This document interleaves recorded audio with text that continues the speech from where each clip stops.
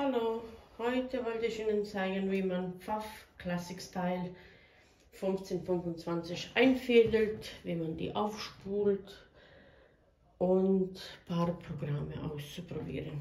Ich habe das schon Garn auf Garnhalter gemacht und dann hier durch die erste,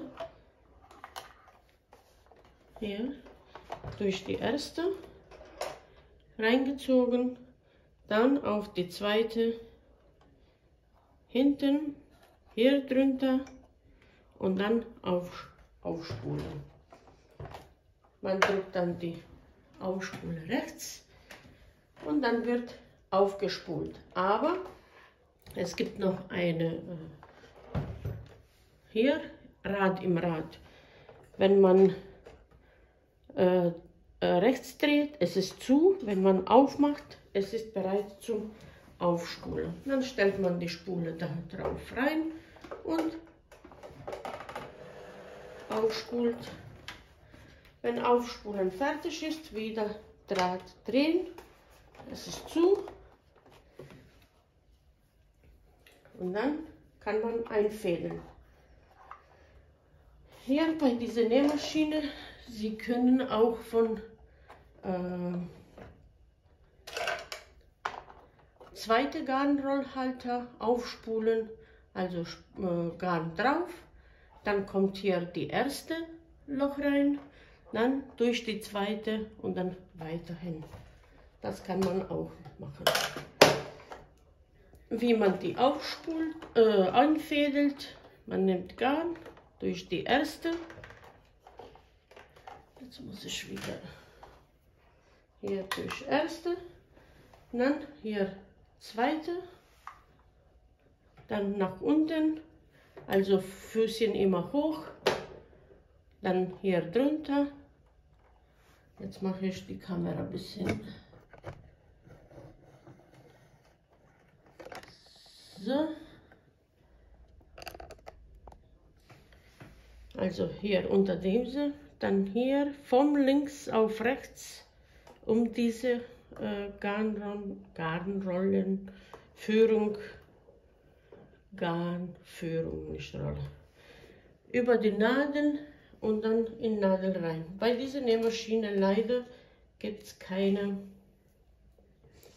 Einfädelhilfe,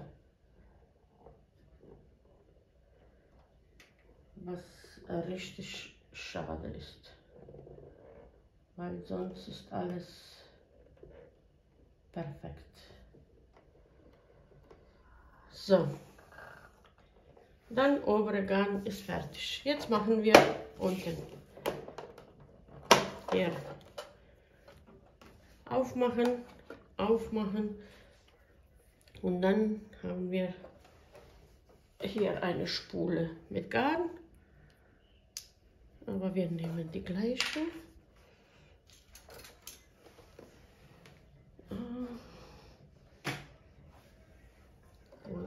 Hier. Okay, dann nehmen wir Garn, reinmachen und es sollte also von dieser Seite, also nicht hier, sondern so, es muss sich in Uhrzeit drehen. Unter dem hier ein kleiner Klick und dann, wenn man dreht, sie geht da lang so. Reinmachen, dass das richtig ist. Dann obere Garn festhalten, am Rad drehen und untere, wenn klappt nicht das erste Mal, dann noch einmal drehen und dann kommt die untere Garn auch oben. Alles zumachen, 20-30 cm schieben. Und dann die Nähmaschine ist startbereit. Hier oben haben wir Programme und jetzt machen wir ein paar Programme. Das ist Knopf zum Stichlänge, das ist die Nadel, ob die links, rechts oder in Mitte steht. Hier wechselt man die Programme und hier ist zwischen 0 Also zwischen 0 und 1 ist vor Knopfloch, ab 1 bis zu 6 ist Normalstichlänge. Und dann gibt es auch hier Stretch. Hier. Das sind die oberen, hier obere Stretch-Programme und ganz normale Programme. Und das machen wir jetzt. Also wir fangen, können wir von Anfang, Nadel immer hoch, wenn man die Programme wechselt. Und dann drehen wir von I. Buchstabe I. Und machen wir auf Nummer 4 hier. Und unten ist jetzt gerade auf Stretch, aber wir wollen ganz normale nehmen. Und das ist Blindstich. Nadel unten, wenn man das umdrehen will. Aber wenn man Programme wechselt, immer Nadel hoch. Jetzt machen wir Nadel hoch und wechseln auf I-Stretch. Also wenn man jetzt auf Stretch drückt, dann ist die Programm schon anders.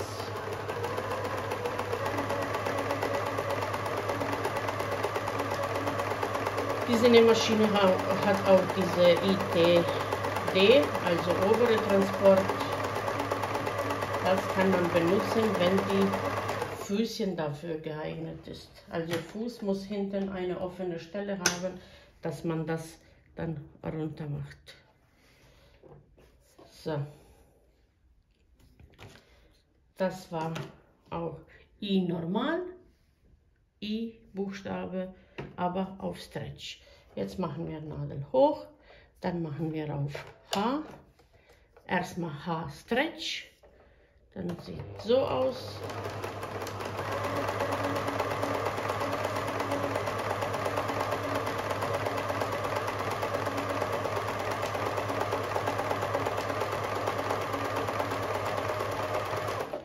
Und dann machen wir jetzt H, aber auf Nummer 2 oder 3.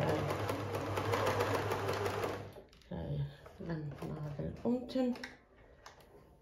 Machen wir auf 2.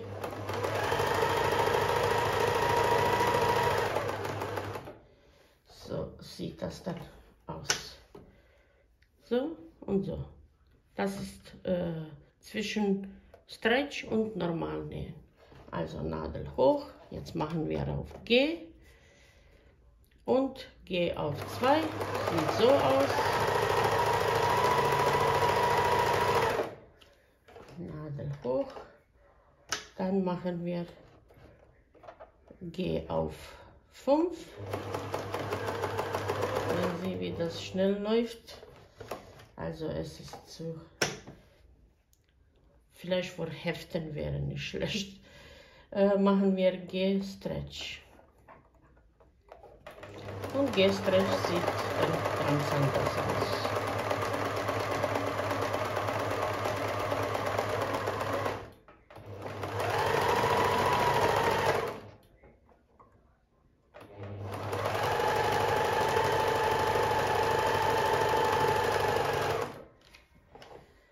Das sieht dann so aus. Nadel hoch, machen wir F, F Stretch.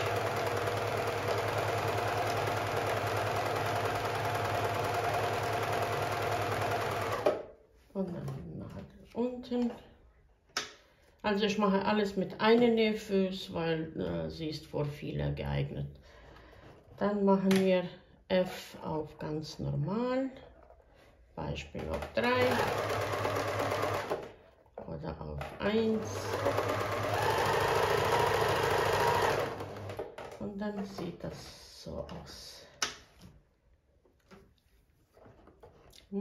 Jetzt E, noch E und dann D, D und weiteres ist vor Knopfloch. Also wir machen E jetzt auf Stretch. Sie sehen, sie arbeitet wie so richtig schön. und auch nicht laut, es klappert nicht, also ist richtig, also Pfaff, sagen wir so. Es ist keine Reklame.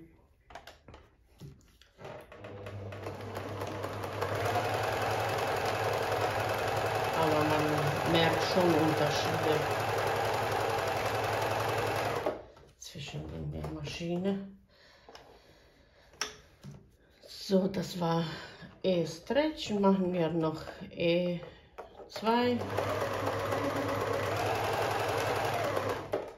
Dann kann man auch aber hier weniger machen, Beispiel. Das ganz kleine. Und das sieht alles so aus. Das ist Fadenspannung. Hier unten, wie gesagt, es gibt, das ist Rückwärtstaste. Hier so macht man das auf und unten befindet sich auch, dass man die Transporter senken kann.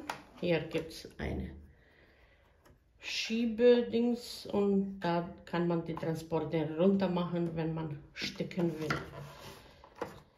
Das sieht alles so aus. Platte macht man so ab, also nicht so mit Hand, aber kann man auch. Muss man aufpassen, weil da auf beide Seiten gibt es diese Klickstechnik. Normalerweise man macht die ab mit diesem Fuß, also man drückt und dann zieht man das ab. Wie man sieht, so reinigt man alles und wenn gereinigt ist, also jetzt muss ich die Faden rausholen. Wenn gereinigt ist und geölt, dann machen Sie wieder alles so einfach drücken und die Platte ist drin. Wieder zurück machen, Faden holen und die Nähmaschine ist wieder bereit. Hier auf diese Seite können Sie Faden schneiden. Hier.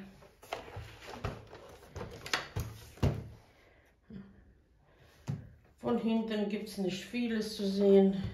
Also einzige, was ich noch gesagt habe, ist diese ITD. Jetzt mache ich ein bisschen. So. Also Fuß muss so aussehen, dass diese hinten offen ist. Und dann kann man erst diese ITD benutzen.